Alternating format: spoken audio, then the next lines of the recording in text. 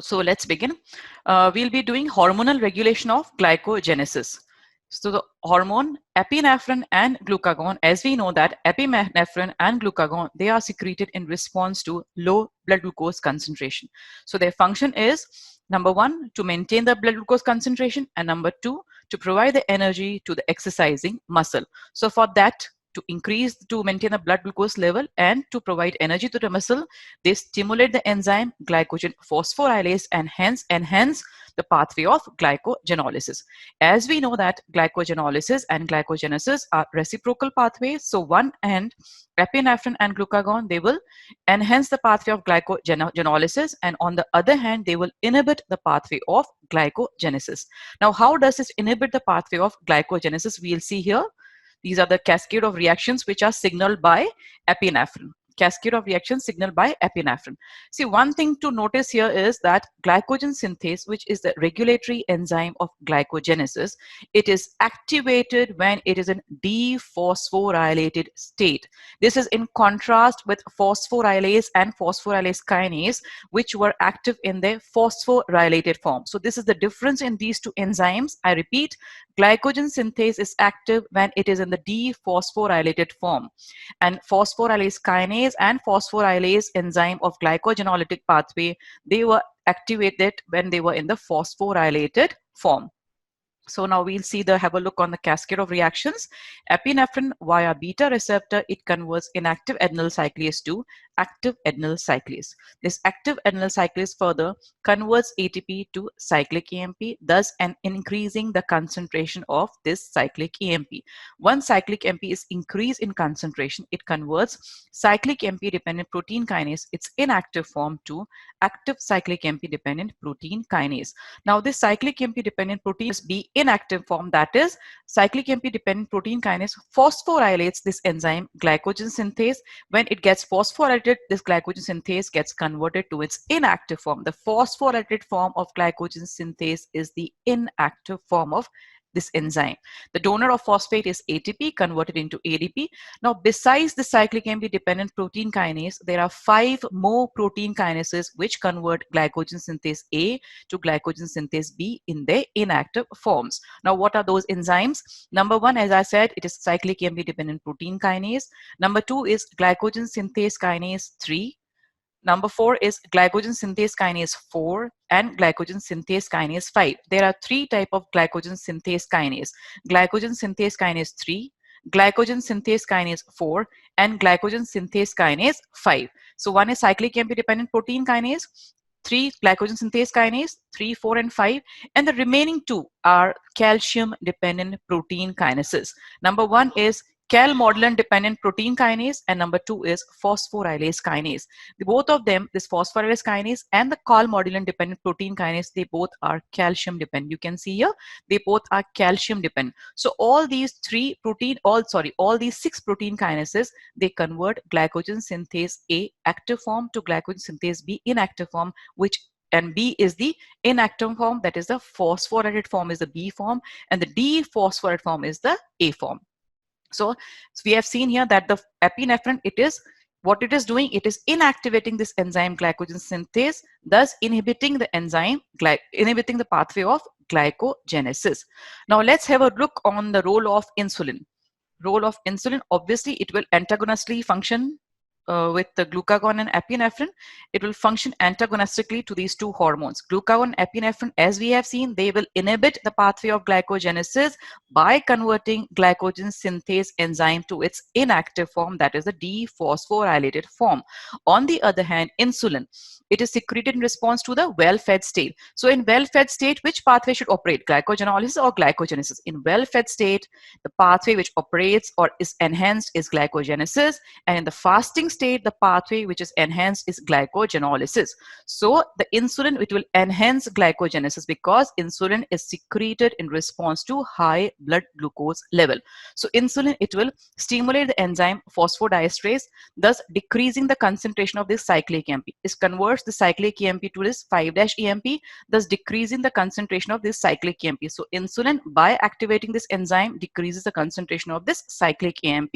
When the concentration of this cyclic AMP is decreased, decrease. So cyclic AMP dependent protein kinase cannot be converted into its active form. When this cannot be converted into its active form, so further it will not be able to convert glycogen synthase A to its glycogen synthase B inactive form. When cyclic AMP concentration is decreased, cyclic AMP dependent protein kinase cannot be converted into its active form. When it cannot be converted to its active form, so it further cannot phosphorylate the enzyme glycogen synthase, and thus glycogen synthase remains in its active form, thus promoting glycogenesis. On the other hand, this insulin also stimulates the enzyme protein phosphatase 1. This we have already done in the glycogenolysis, but only the role is here different. There in glycogenolysis, it was dephosphorylating at both the places of phosphorylase kinase. I'm repeating, in glycogenolysis pathway, the insulin was acting on both these enzymes, that is phosphodiesterase and protein phosphatase 1. But there, by action of insulin, the enzyme phosphorylase was converted into its inactive form by it dephosphorylating it. And here the action of insulin is same. Here also it is doing the dephosphorylation at both the places. Here it is decreasing the concentration of AMP, and here it is doing the dephosphorylation form. So once this glycogen synthase is converted to its dephosphorylated form with the help of insulin, insulin is activating this enzyme protein phosphatase 1. By activating this enzyme protein phosphatase 1, glycogen synthase B is converted into glycogen synthase A active form, that is the dephosphorylated form. And when this enzyme becomes active, glycogenesis proceed. So at both the places, by stimulating this enzyme phosphodiesterase and by stimulating protein phosphatase 1, ultimately insulin is promoting the pathway of glycogenesis. In pathway of glycogenolysis, the insulin was acting in both the places, two enzymes only. There also it was activating on phosphodiesterase and protein phosphatase 1. But when it was acting on protein phosphatase 1, there it was converting the enzyme to phosphorylase, and phosphorylase kinase were converted in their dephosphorylated form. And we know that phosphorylase and phosphorylase kinase, when they get converted to their dephosphorylated form, they become inactive in nature, thus inhibiting the pathway of glycogenolysis. And here, since glycogen synthase, by converting glycogen synthase to its dephosphorylated form, it is activating this enzyme and thus promoting glycogenesis. Thus, the summary is that glucagon and epinephrine, they promote glycogenolysis and they inhibit the pathway of glycogenesis. Vice versa, insulin, it inhibits the pathway of glycogenolysis and stimulates the pathway of glycogenesis, because both the hormones are secreted in different conditions. Glucagon and epinephrine is secreted in response to low blood glucose concentration, that is in fasting state, while insulin is secreted in response to well-fed condition. That's why insulin will promote glycogenesis and inhibit glycogenolysis. So this finishes the hormonal regulation of glycogenesis. We'll quickly go through the reactions. Regulatory enzyme of glycogenesis is glycogen synthase, also exists in two forms, A form and the B form. However, in contrast to phosphorylase kinase and phosphorylase, the active enzyme of glycogen synthase is the dephosphorylated form. Now see, this glycogen synthase, it is phosphorylated at several places. So the more it is phosphorylated, the more it will be inactivated. That is, the level of inactivation is proportional to the level of phosphorylation. The more it will be phosphorylated, the more it will become inactivated in nature. Now, as I told you, there are 6 different protein kinases which act on glycogen synthase. 2 of them are calcium Karl-Malden dependent. Then another one is cyclic AMP dependent protein kinase, and the remaining kinases are glycogen synthase 3, glycogen synthase 4, and the glycogen synthase 5. So total there are 6 different type of protein kinases which act on enzyme glycogen synthase. Now, effect of insulin also I have told you, the stimulation of phosphodiesterase and protein phosphatase 1 by insulin keeps the enzyme glycogen synthase in the dephosphorylated active form, thus enhance glycogenesis. Thus, the effect of insulin is antagonizing to the effect of epinephrine and glucagon. Insulin will promote glycogenesis and inhibit glycogenolysis.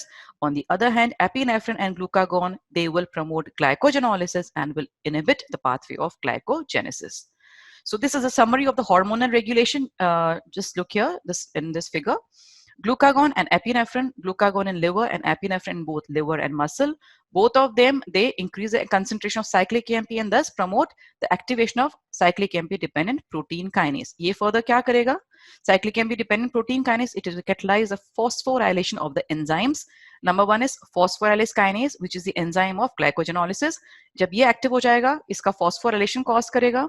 When this has become active, this further phosphorylates the enzyme phosphorylase, and ultimately they will increase glycogenolysis. On the other hand, it will phosphorylate the enzyme glycogen synthase, but once it is phosphorylated, this will convert into its inactive form, thus decreasing the pathway of glycogenesis. Then here, protein phosphatase. I told in my last session that protein phosphatase 1, it is an enzyme which causes dephosphorylation of the enzymes. So this once it causes the dephosphorylation, तो phosphorylase और phosphoryl kinase तो inhibit हो जाएंगे, और जैसे ही glycogen synthase का ये dephosphorylation cause करेगा, वहां पे ग्लाइकोजन सिंथेज स्टिमुलेट हो जाएगा. लेकिन इस प्रोटीन फॉस्फेरेज को इनिबिट करने वाला प्रोटीन होता है inhibitor 1 phosphate, which is ultimately stimulated और activated by cyclic AMP dependent protein kinase. So the function of protein phosphatase via the function of protein phosphatase 1 is causing dephosphorylation, but since cyclic AMP is inhibiting this protein phosphatase 1 via inhibitor 1 phosphate, thus we can say that cyclic AMP dependent protein kinase is maintaining the phosphorylation of these respective enzymes. So this is the summary of hormonal regulation of glycogenesis and glycogenolysis. Epinephrine and non-epinephrine, they are activating the enzyme and activating the pathway of glycogenolysis, while they are decreasing the pathway of glycogenesis. And insulin, it will increase the pathway of glycogenesis and it will decrease the pathway of glycogenolysis. So hormonal regulation is over. Hormonal regulation of both the enzymes is over. Now come to allosteric regulation of glycogenesis and glycogenolysis. See, in addition to hormones, these both the enzymes, which are the regulatory enzymes, glycogen synthase, which is the regulatory enzyme of glycogenesis, glycogen phosphorylase, which is the regulatory enzyme of glycogenolysis. So besides hormone, besides responding to hormones, both these enzymes, they respond to metabolites as well as energy needs of the cell. We already know that glycogenesis is stimulated when glucose and energy levels are high, and glycogenolysis is stimulated when glucose and energy levels are low. We'll do first allosteric regulation of glycogenolysis. In regulation in well-fed state. Well-fed state में इसका regulation क्या होगा? We already know that well-fed state में जो pathway stimulate होगी, that will be glycogenesis, not glycogenolysis. And glycogen phosphorylase is the enzyme of glycogenolysis pathway. So glycogen phosphorylase will be inhibited by the metabolites like glucose 6-phosphate, ATP, and free glucose. Free glucose is only in liver. By free glucose, this glycogen phosphorylase will be inhibited in liver, not in muscle. So all these three metabolites, since they will be present in the well-fed state, ये तीनों metabolites तब present होंगे जब after a meal, that is in well-fed state. तो ये तीनों metabolites जब present होंगे well-fed state में, तब ये glycogenolysis को inhibit करेंगे by inhibiting the enzyme glycogen phosphorylase. And we know that in well-fed state, the pathway will operate with the pathway which will increase is glycogenesis, not glycogenolysis. So all the three metabolites which are present in the well-fed state, they will inhibit the pathway of glycogenolysis by inhibiting the enzyme glycogen phosphorylase. Now, number 2 is activation by AMP. See, in the glycogen phosphorylase in muscle and liver, इसका थोड़ा structure different होता है. In muscle, the glycogen phosphorylase has an additional binding site for this AMP. Muscle glycogen phosphorylase has a binding site for AMP, which is not present in liver glycogen phosphorylase. Now, what is the function of this AMP? ये AMP क्या करता है? Stimulate करता है muscle glycogen phosphorylase को. AMP will stimulate muscle glycogen phosphorylase so that glycogenolysis can take place in muscle. Now, here AMP concentration कब increase होती है? See, when glucose level is low, जब glucose level is low, then less of the ATP is formed from AMP and ADP. जब ATP कम बनेगा AMP और ADP में से, तो ATP concentration तो कम होगी और AMP की concentration ज़्यादा होगी.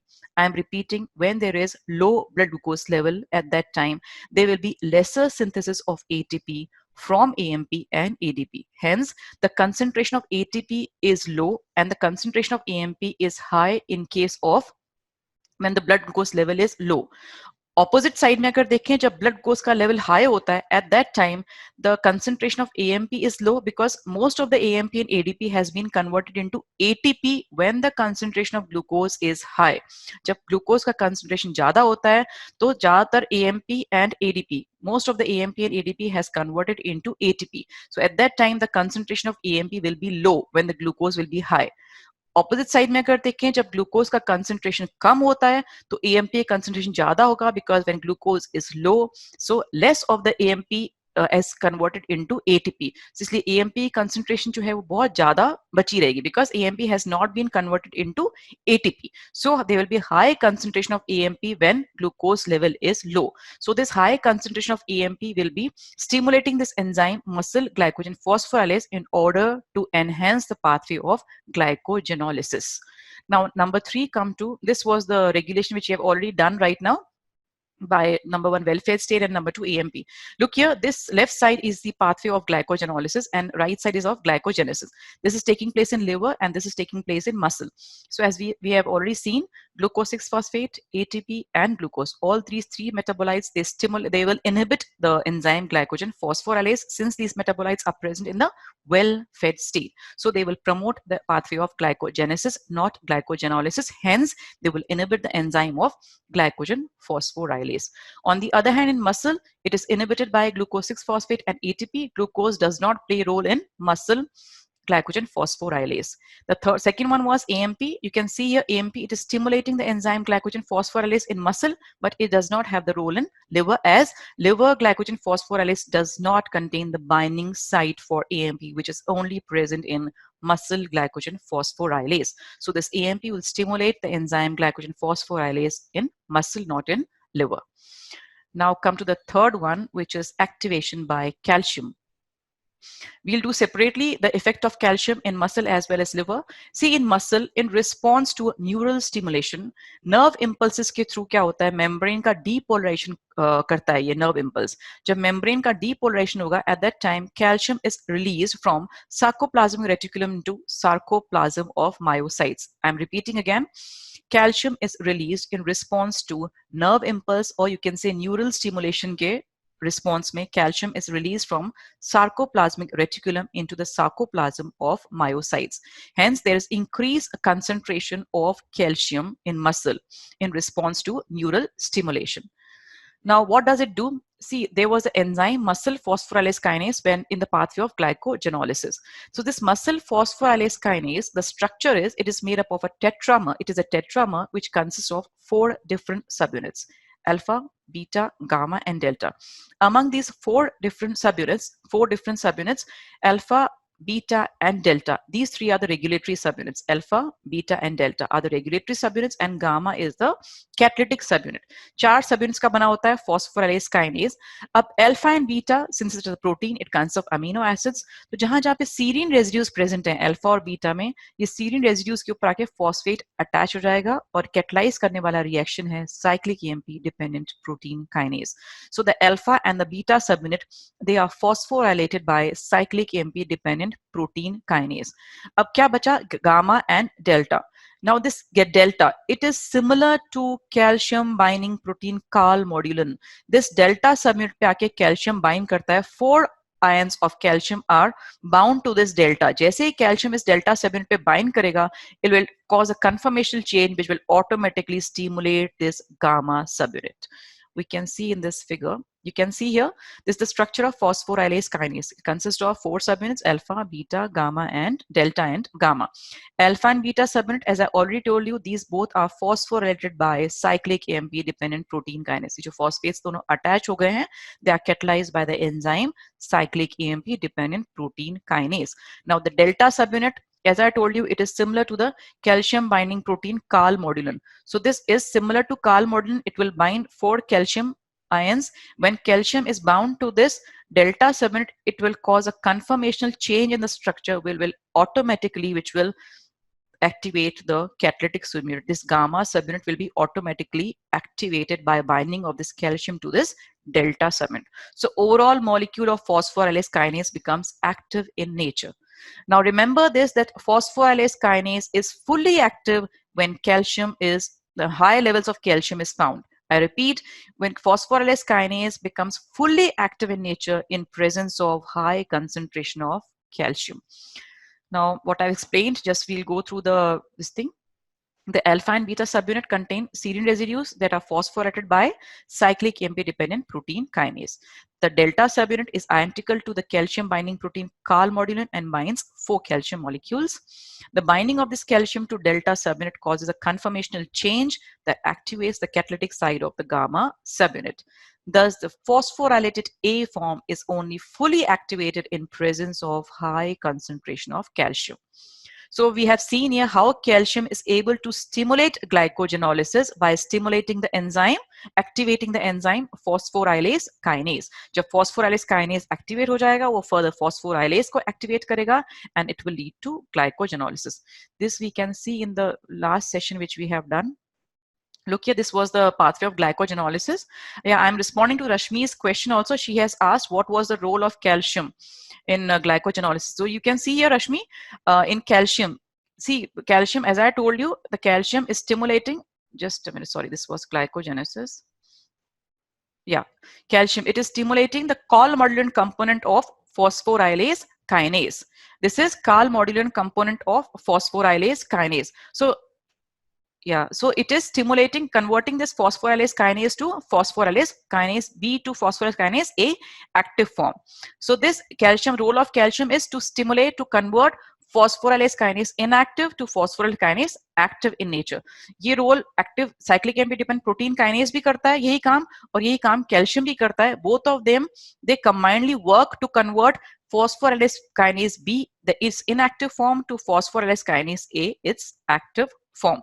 Thus, we can say that phosphorylase kinase B is fully activated. It's converted to its A form. It's fully activated in presence of high concentration of this calcium.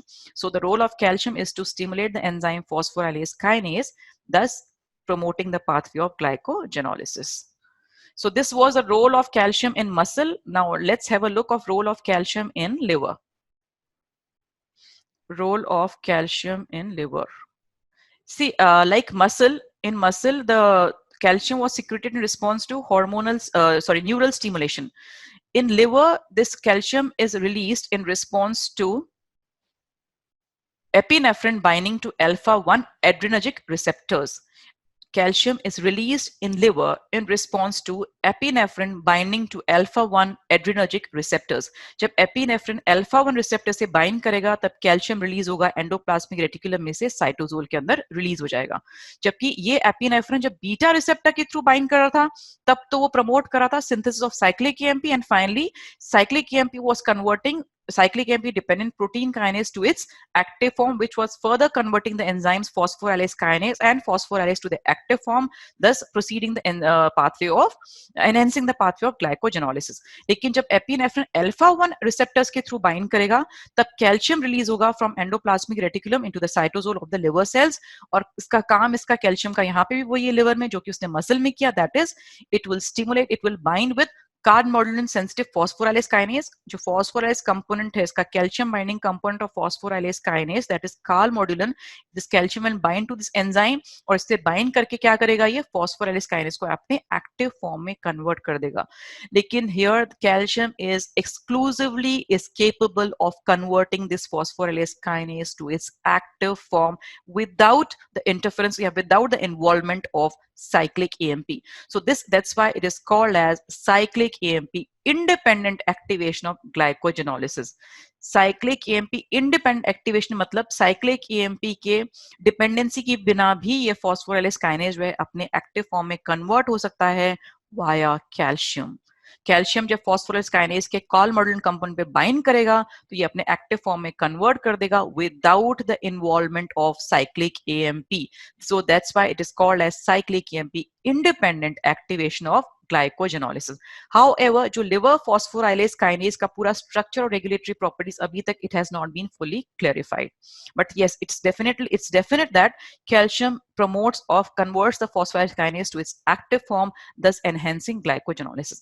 One thing more here, when we did the muscle, see high level of concentration, as I told you, it promotes glycogenolysis. So this high level of calcium, it is the signal for both causing muscle contraction, for initiating muscle contraction as well as initiating glycogenolysis.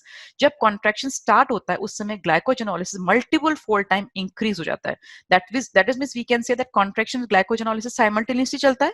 On onset of contraction, glycogenolysis is increased multiple or several fold times, और इन दोनों को enhance करने का काम करता है increased concentration of calcium. Thus, we can say that increased calcium concentration is responsible for initiation of both contraction as well as glycogenolysis. So, the role of calcium is over in muscle and liver glycogenolysis.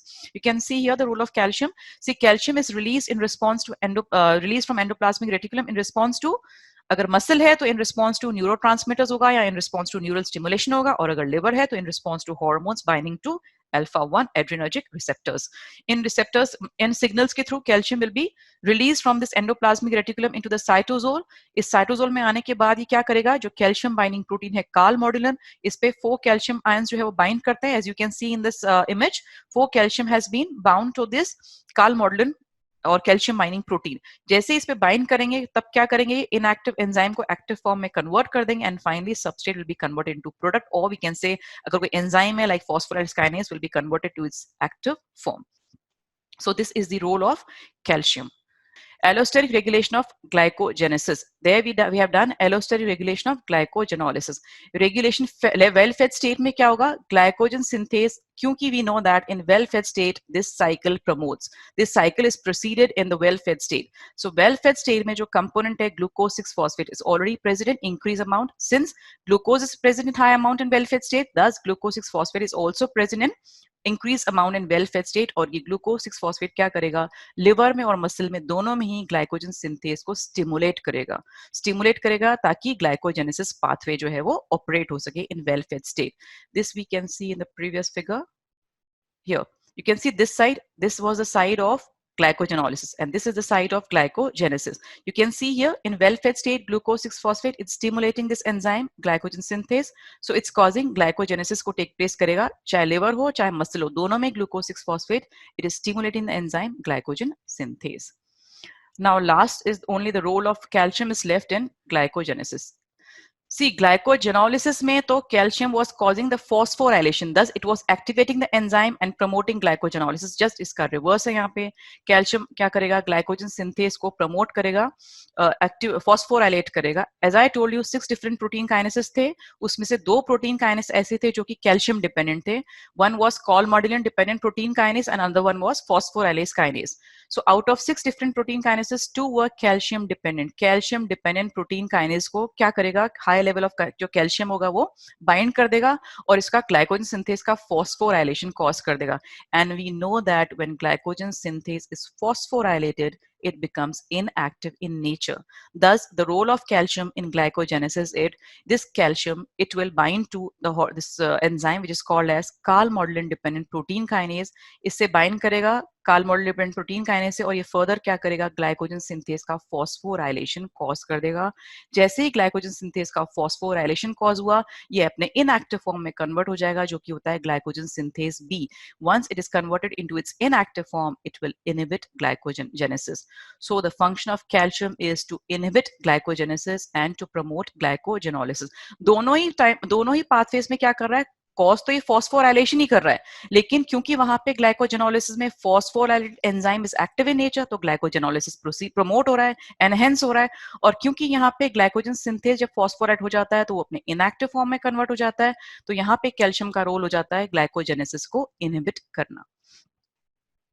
So in the end, we can say that both glycogenesis and genolysis, as they are reciprocal pathways, so inhibition of glycogenolysis will enhance net glycogenesis and inhibition of glycogenesis will enhance net glycogenolysis. I'm repeating, since they both are reciprocal pathways, so when glycogenesis will increase in well-fed state, glycogenolysis will be inhibited. On the other hand, in fasting state, when glycogenolysis will be enhanced, so glycogenesis will be inhibited.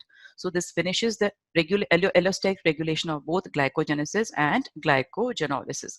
This chapter is finished.